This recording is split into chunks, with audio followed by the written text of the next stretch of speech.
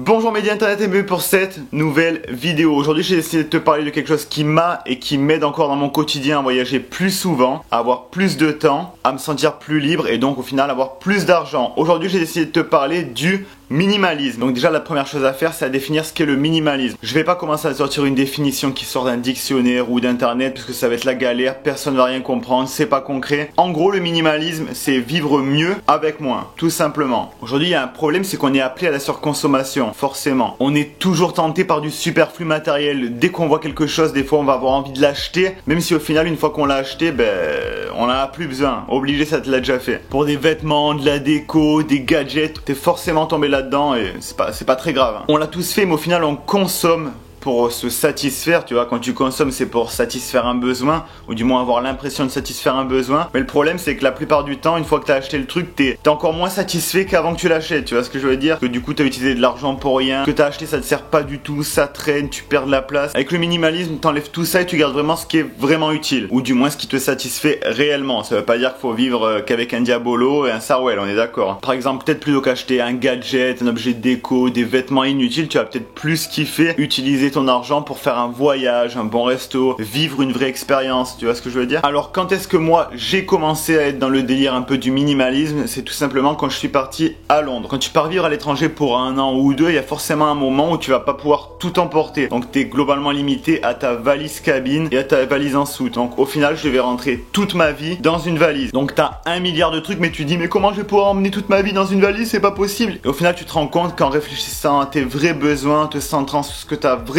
besoin, tout passe. Tu vas éliminer le superflu automatiquement. Si tu pars à l'étranger, forcément tu vas être confronté. Si t'es déjà parti, tu y as été confronté. Mais si tu envisages pas de partir à l'étranger, je t'invite vraiment à le faire pour voir que tout ce que tu as besoin rentre dans une valise. Vraiment. Encore une fois, je t'invite vraiment à faire le test. Bon après si tu me dis ouais mais j'ai un bateau, tu vas pas mettre le bateau dans la valise, mais c'est conceptuel, t'as compris l'idée. Tout ton nécessaire de base rentre dans la valise. Toute ta vie peut rentrer dans une valise. Du coup j'ai mis ça en place quand je suis parti à Londres, et quand je suis rentré en France, je me suis dit ça sert à rien de s'encombrer, j'envisage de repartir ailleurs, donc en l'occurrence l'Australie. Du coup je voulais pas encore consommer, acheter des trucs inutiles. En plus cette démarche minimaliste elle m'a plu parce que ça m'a apporté de vrais résultats. Déjà depuis que je le mets en place, je voyage beaucoup plus. T'as vu, cette année j'ai fait quoi? J'ai fait le Portugal, la Norvège, j'ai été en Corse, j'ai un petit peu voyagé en France, j'ai été à Berlin, à Milan, et là je vis en Australie. Donc déjà au niveau du voyage ça a été décuplé par rapport à ce que je pouvais faire avant. Forcément vu que j'ai pas énormément d'objets matériels, je me sens plus libre, tu vois. À n'importe quel moment je peux me dire allez je vais là sans te soucier, oh mais j'ai 2 millions de trucs, comment je vais faire, comment ça va se passer, nanani, faut que je m'en débarrasse. Tu gagnes en liberté, tu vois, vraiment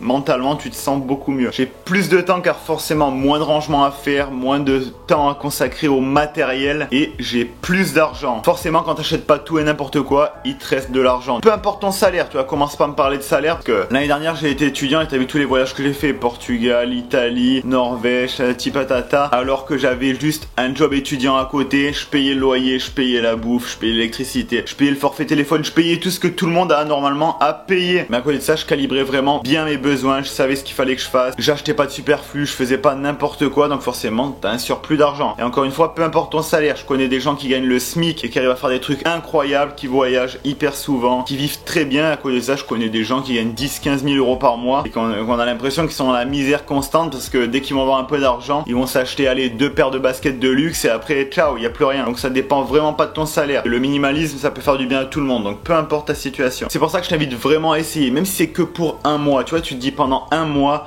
j'arrête de surconsommer, j'arrête de me faire avoir par la publicité et à acheter tout et n'importe quoi. Forcément tu vas voir que ça va payer. Essaye de voir chaque semaine ce que t'achètes d'inutile. Il va y avoir au moins 60% de ce que t'achètes qui est complètement inutile. Ça va être un gadget, tu vas t'acheter des conneries en chemin, tu vas faire n'importe quoi, mais au final tu vas pas être heureux, tu vas toujours avoir cette frustration quand tu vas aller sur ton Facebook, que tu vas voir des gens qui voyagent très régulièrement, que tu vas voir qu'il y en a qui font des bons restos, tu vas te dire ouais mais pourquoi pas moi, eux ils sont riches aussi, et ça, il n'y a pas de question de richesse, c'est juste un état d'esprit. Donc mets-toi bien ça dans la tête, tu veux le faire, tu peux le faire, donc n'hésite pas à l'appliquer. Enfin bref, là on arrive à la fin de la vidéo, j'espère qu'elle t'aura plu et que tu auras compris au sens large ce qu'est le minimalisme, ce que ça implique et ce que ça permet de faire. Bon après c'est pas une formule magique, c'est surtout un état d'esprit, mais ça peut beaucoup t'apporter clairement. Si t'as kiffé la vidéo, comme d'habitude tu peux laisser un pouce bleu, mettre un commentaire pour me dire si t'es déjà dans les délires minimalisme, si t'aimerais t'y mettre ou si t'y crois pas du tout, c'est aussi possible. Si t'as envie qu'on en parle ensemble. N'hésite pas à me contacter sur Instagram, Facebook, Snapchat, où tu veux. Et enfin, ce que je t'invite à faire, c'est à t'abonner à la chaîne YouTube si c'est pas déjà fait. On s'approche très fortement des 1000 abonnés. C'est un palier significatif, ça fait énormément plaisir parce qu'on est une communauté qui s'agrandit. On est de plus en plus nombreux, il y a de plus en plus une solidarité. Je reçois de plus en plus de messages sur Instagram, Snapchat, Facebook. Ça fait super plaisir, donc merci. De plus en plus, je vais mettre en place des vidéos sur le développement personnel parce que je sais que ça vous plaît. Sur Instagram, je vous avais demandé, il y en a beaucoup qui étaient contents que je m'y mette, donc vous inquiétez pas, ça va arriver. En attendant, moi je vous dis à la prochaine pour une nouvelle vidéo. C'est Alex Malcolm. Ciao.